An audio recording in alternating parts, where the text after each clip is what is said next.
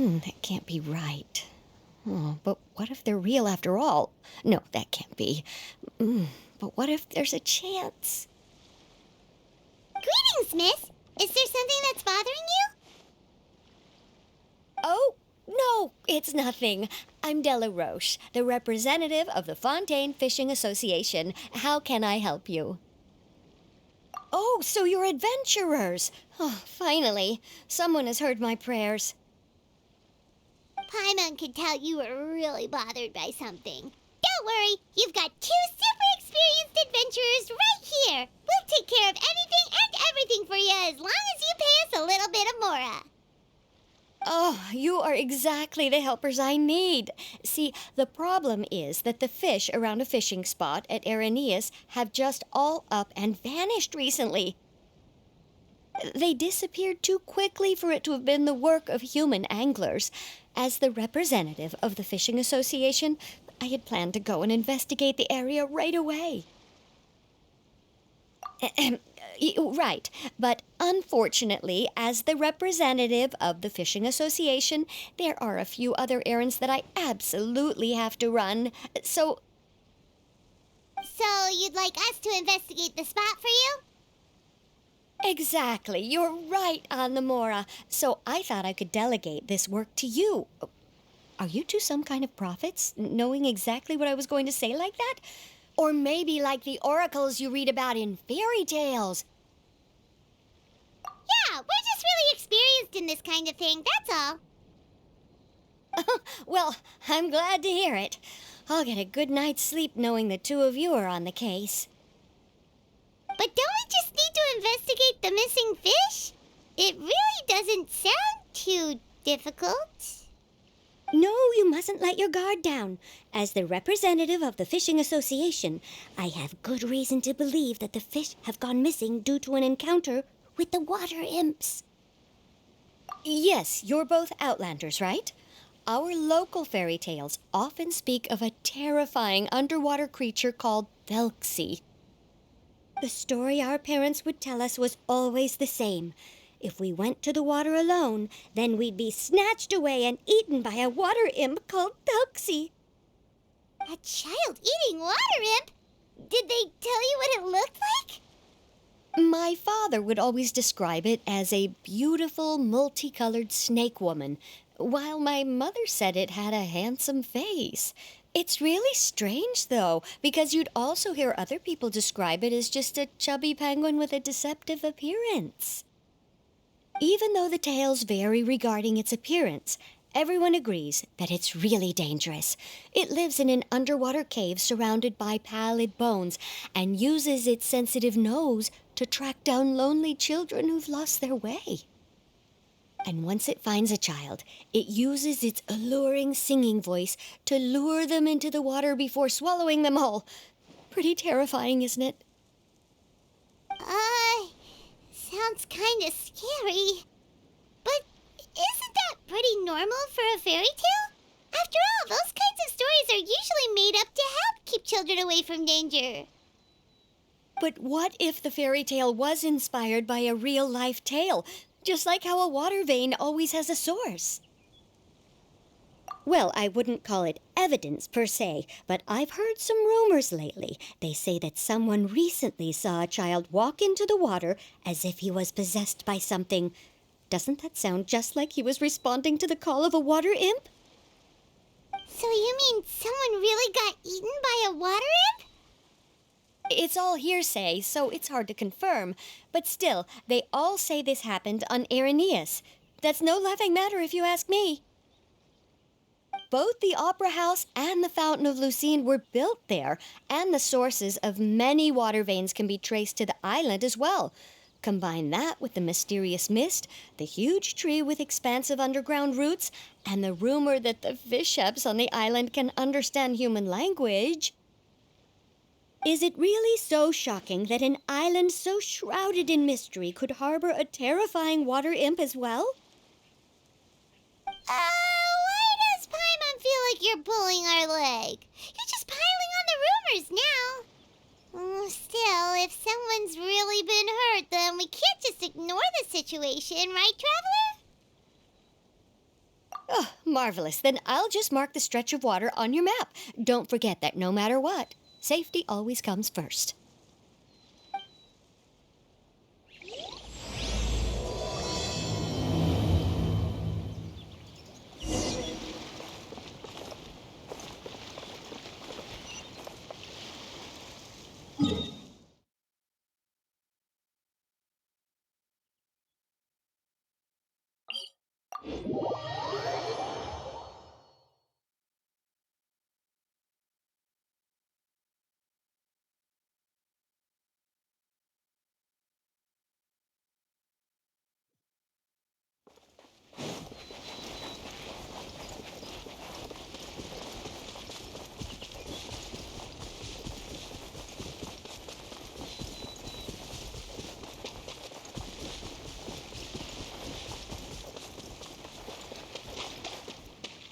Is this the stretch of water Delarash was talking about?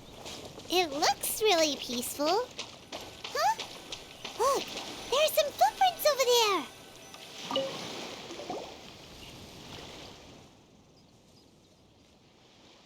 These look pretty fresh. Did the water imp get someone again? Let's look around and see if we can find anything else.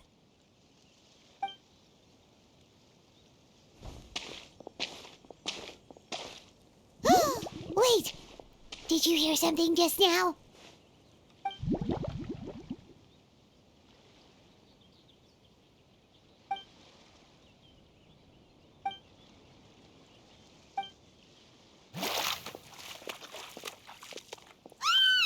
What is that? Don't come any closer!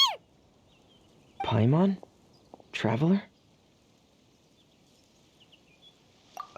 I'm sorry. I forgot I was still wearing this.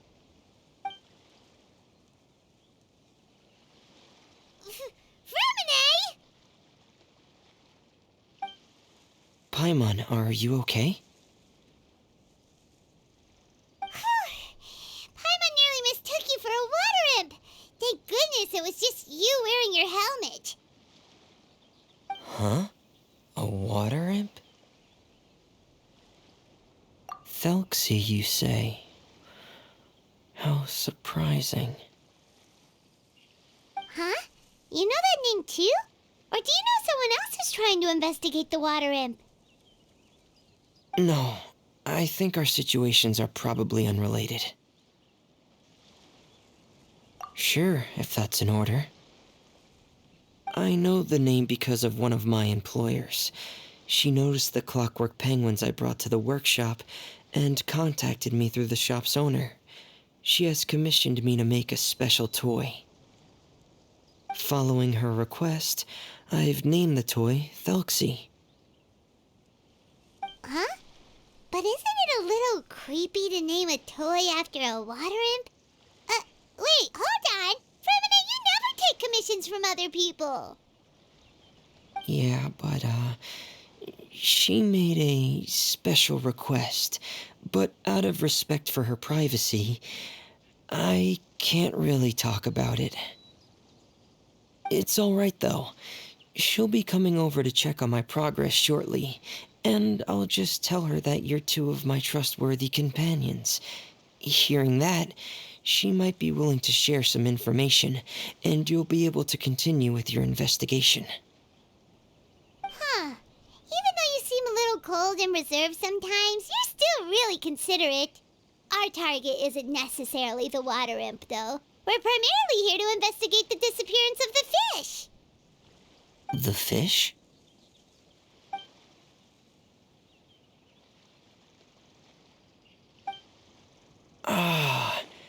I think I may have connected the dots.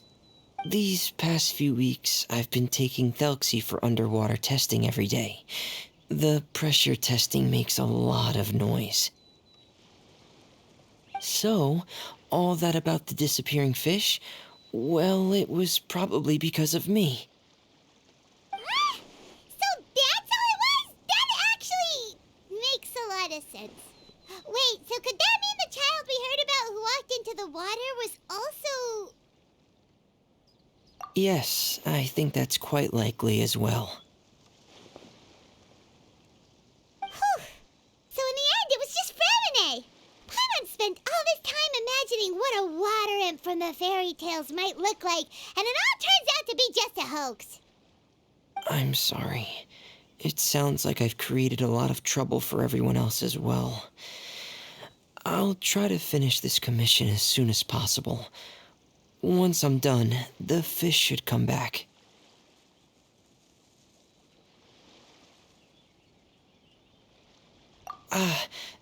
Thanks for offering, but I can't trouble you any more than I already have. Hey, it's no trouble at all. Didn't you just call us your trustworthy companions? Companions are all about helping each other, you know? But don't you need to report back to your commissioner? Nope, that's not how it works. See, Paimon's got these commissioner types all figured out, even though we were just tasked with finding out why the fish had gone missing. If we tell them now that it was all just a misunderstanding, you can bet they'd just immediately hand us another commission to help them get the fish back. Exactly! So if we can help you finish up your work and get the fish back, that would save us an extra trip! Is that what you'd like to do as well? Huh. Alright, I'll trust your judgment. Please follow me. I've made a makeshift camp over there.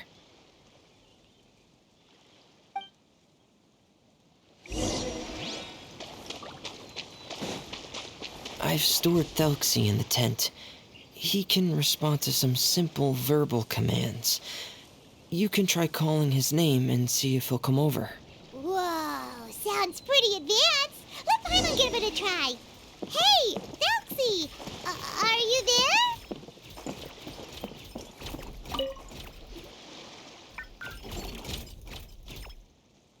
So that's Fremone's version of Telькsi.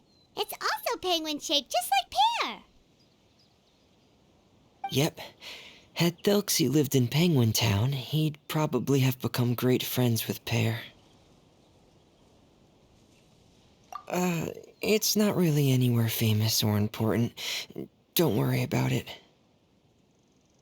Hey, Telькsi, nice to meet you. Do you know how to say hello?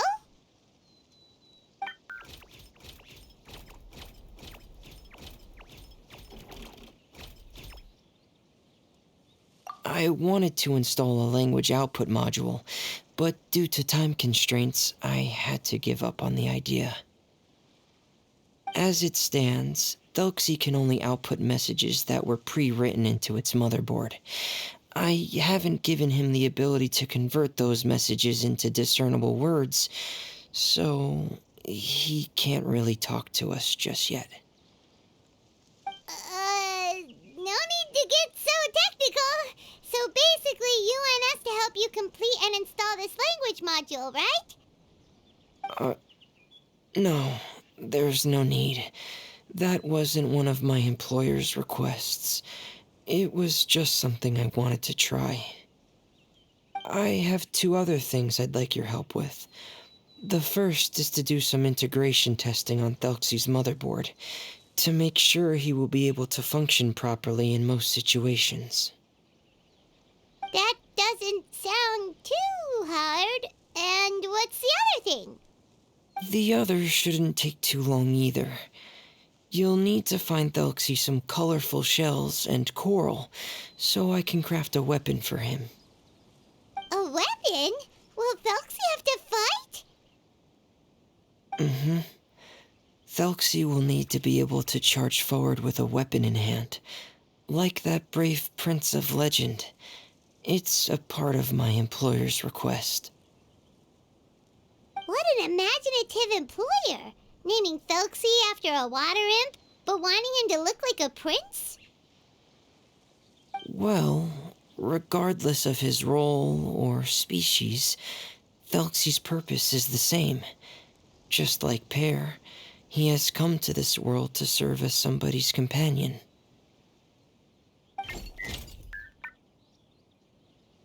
Whoa, Telksi just said something again! Could he understand what we were just talking about? He can react to certain key words, but unfortunately due to the lack of a translation module, he still can't quite communicate with us. That's a pity. But anyway, the most important thing right now is for us to get to work. Maybe let's start by doing some testing on the motherboard. That sounds like something we can do here in the camp. Sounds good. The motherboard is on my workbench, so please follow me.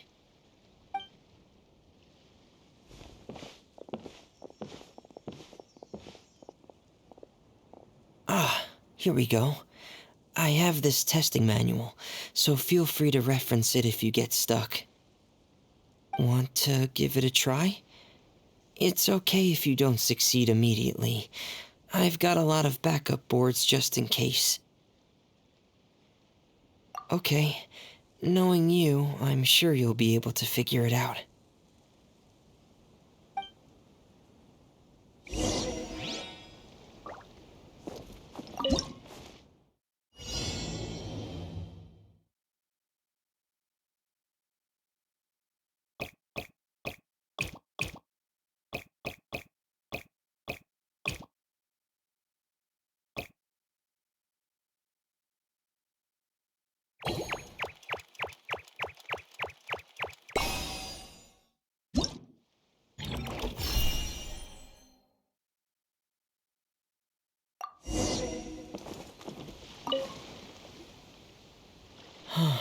You're doing well. Just as I expected. We've taken on a lot of similar tasks before, you know. Then let's move on to the underwater part. It's just as I mentioned earlier. We're after colorful shells and coral. Oh, speaking of which, you're both already pretty used to Fontaine's underwater environment, right? Okay, that's good. Just let me know if you ever feel uncomfortable. I'll make sure to stay right by your side.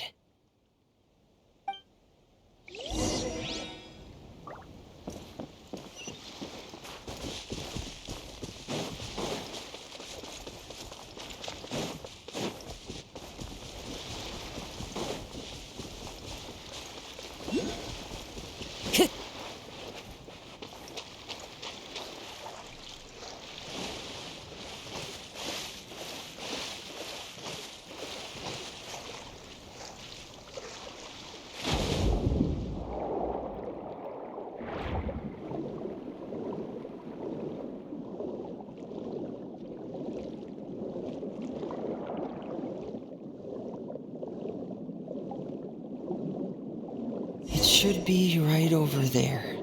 We'll be able to find something that'll help us with our search. This is it. We call this thing an echoing conch. It can detect special reflection waves in the water to help us with all kinds of underwater exploration and excavation efforts. Here, try it. Did you notice any interesting places? The echoing conch should have detected some just now. Let's go check them out.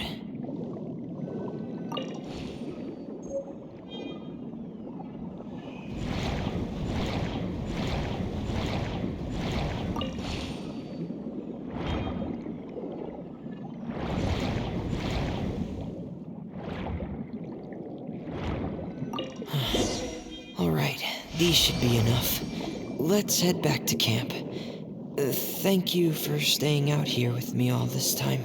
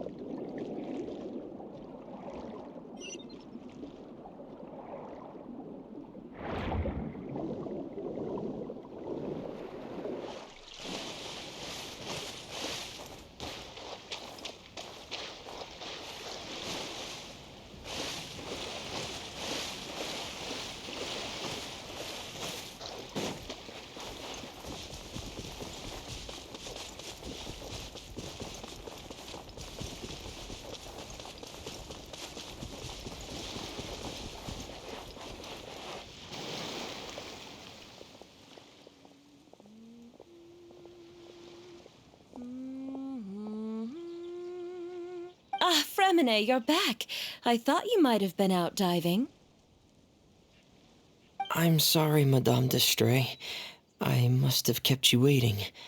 I can report, though, that the construction of Telksi is going quite smoothly. There's no rush. I'm your employer, not your supervisor. And these two are... Oh, they're two of my trustworthy companions. They're here to help me work on Telksi. Yes, I see. I suppose it's only natural for someone responsible like you to have some reliable friends. It's really nice to meet you, Madame d'Estray. Are you Fremine's employer? Pаймon is Pаймon, and this is the Traveler. Greetings, my new friends. Just call me Zuria. You are both so adorable. The sight of you reminds me of little fairies under a cottage roof. Oh, do you really think so? Of course. If my child had friends like you, then perhaps he wouldn't have become so obsessed with the tales of water imps. And I wouldn't have had to trouble Fremine here with this commission. Obsessed with the tales of water imps? Ah, so you don't know anything about my request yet? I would have thought Fremine had explained it to you already. Well, Fremine told us that it was a private matter, so he didn't want to just share it willy-nilly. I see. So Monsieur Fremine is even more discreet than I had thought. As you are assisting him with the project, I believe it'll be beneficial for you to learn more about its vision and history.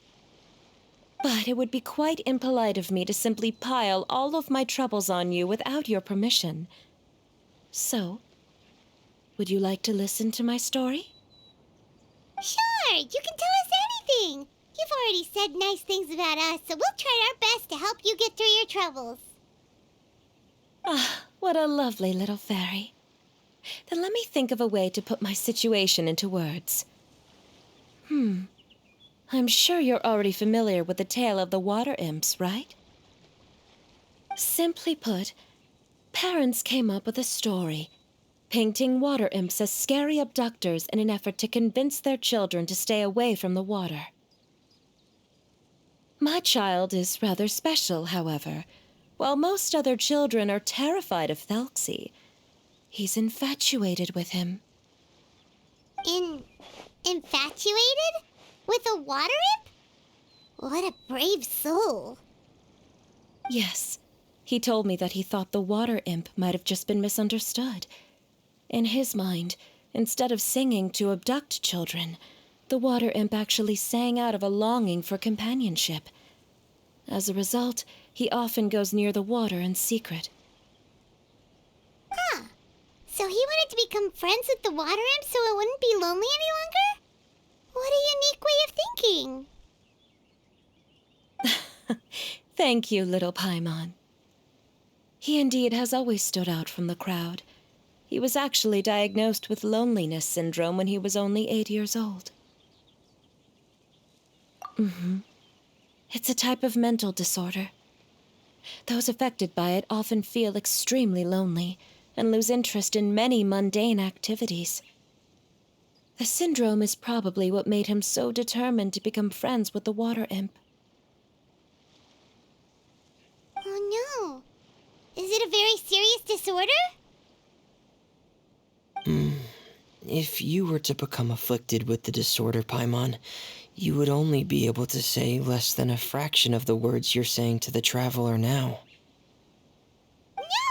Paimon won't accept that! We would have to find a doctor to help cure Paimon. Paimon has a 2,000-word quota for daily conversations with the Traveler, and she won't settle for a single word less! The family doctor has already begun to treat my son, but since the disorder is rare, there aren't many good regimens for treatment. He's also developed some new symptoms lately, such as uncontrollable delusions. Huh? Uncontrollable what now? Uncontrollable delusions. To put it simply, he can no longer differentiate between fantasy and reality, and spends all his time in his fantasy world.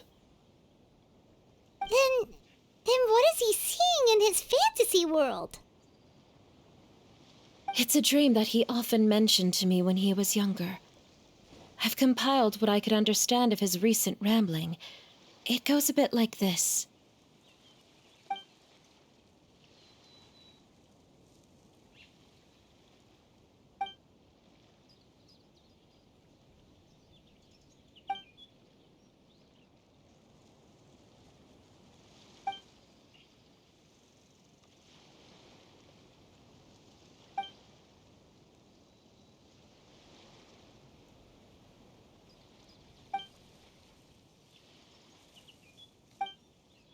Amazing! Your son came up with all of this? He really crafted a lovely fairy tale world for Telksi. It's like a beautiful dream. But perhaps no beautiful dream can ever last long. You see, the story ended with a twist.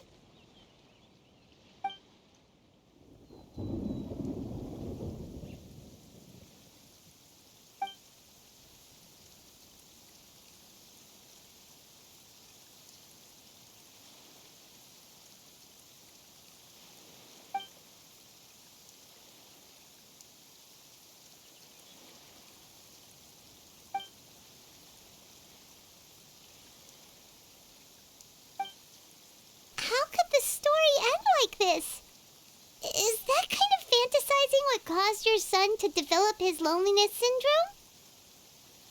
Well, it'd be more accurate to say that it was the syndrome that caused such terrible delusions to manifest.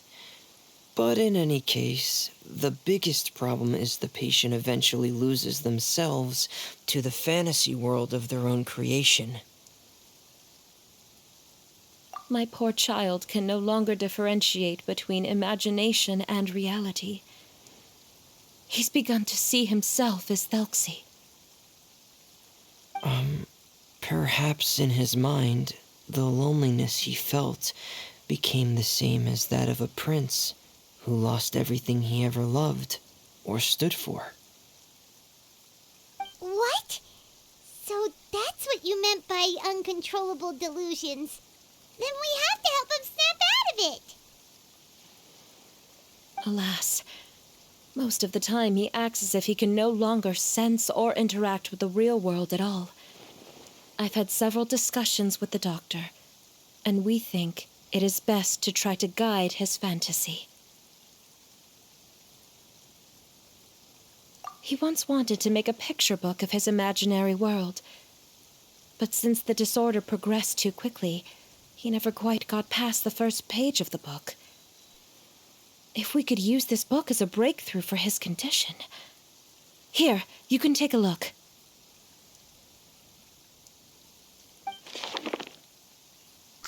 So Zuria's son also saw Telksi as a penguin.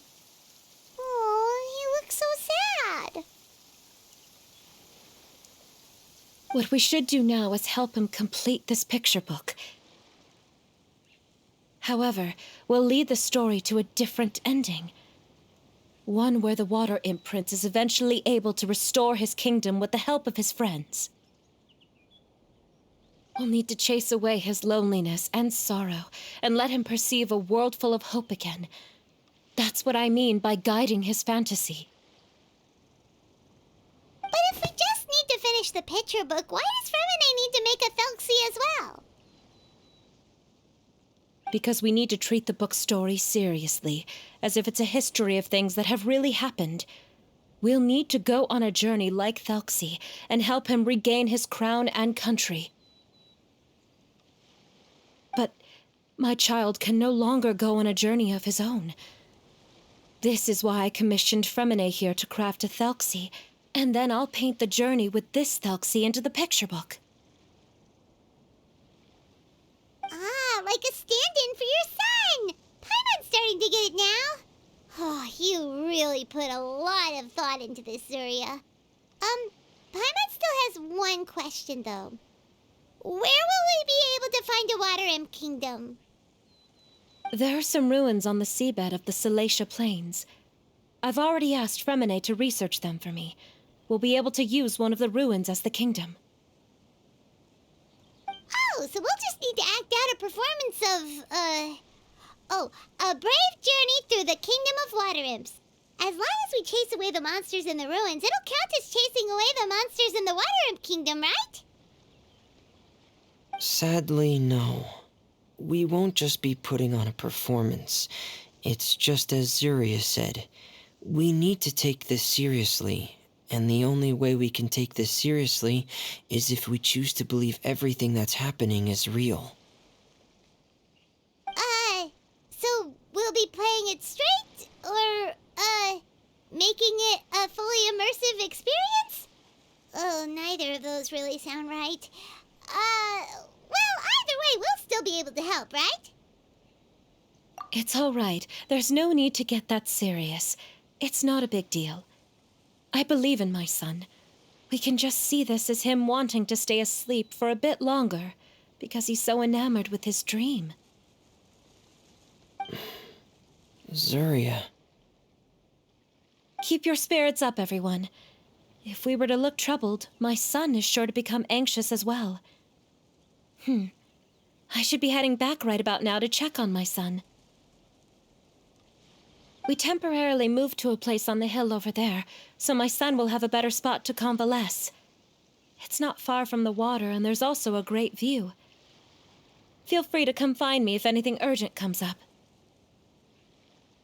Understood. There's also one last thing.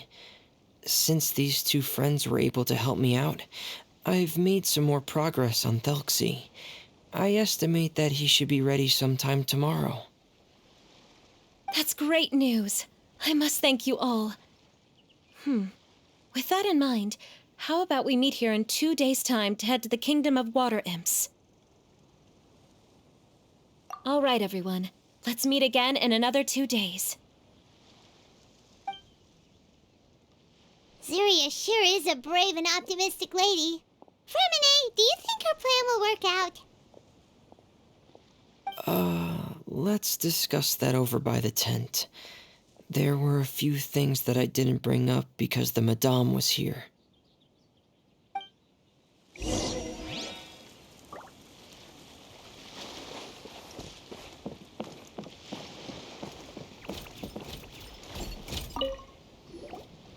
What is it, Fremine? What did you want to say? If you don't mind me asking, I would like the two of you to mentally prepare yourselves. This is the first time that you've met anyone with the syndrome, right? I know you two are both really strong and will do everything you can to help the child. But with the syndrome being the way it is, if things don't quite turn out as we wish, I hope you'll be able to accept the outcome and not put too much blame on yourselves. Fremine, why do you bring this up all of a sudden? Didn't we just promise Zuria that we'll be optimistic about everything working out? It's not that I'm not optimistic. It's just... So that's why you looked like you knew exactly what she was talking about. Wait, Fremine, don't tell Pаймon that you also... No. Please don't misunderstand. I've never had it. I've just seen many cases of it at the House of the Hearth, back when we lived under the previous director. They say there are many factors surrounding the development of this illness. I've heard everything from hereditary factors and one's state of mind, to environmental factors and even ley line disorder effects. Some even say it could be caused by contamination from god remains. And from the cases I've seen, there weren't many positive outcomes. In the worst cases, the patient could even... get that serious? And here Paimon thought they'd just stop talking as much. Yeah, that's just the nature of it. So if you'll find it difficult to cope with the worst case scenario, I would prefer that you back out right now. I don't want you to help only to feel like you failed. Yeah, that's right. Paimon's seen all of those things too. No matter how hard it might get, we won't be scared. Really? Then in that case, let's see this real-life fantasy adventure together to the end. Yeah! But Paimon has a question. If this illness can really be as bad as you've described, then do you really think Zuria's method will be able to help? After all, we'll just be using a toy as Telькси and some ruins as the Kingdom of Water Imps. The whole adventure will only be turned into a picture book for her son to read. Well, I think it should be able to do something. To harbor a fantasy means that the child wants to save himself somehow.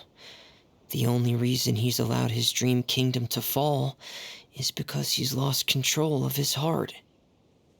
But if we can help him regain control and escape from the darkness, we'll be able to change his world. Like helping someone who's lost their voice be able to speak again. Oh, Paimon sees what you're saying now. Huh. How do you understand all of this so well, Fremine? Well, maybe because I've also had many of my own dreams in the past. I even had my own fairy tale world, much like that boy's. I was able to draw a lot of support from it, so I believe in the power of fantasy worlds. So you remembered. What Penguin Town? Why doesn't Paimon remember? Is that also a fairy tale world? Don't leave Paimon in the dark!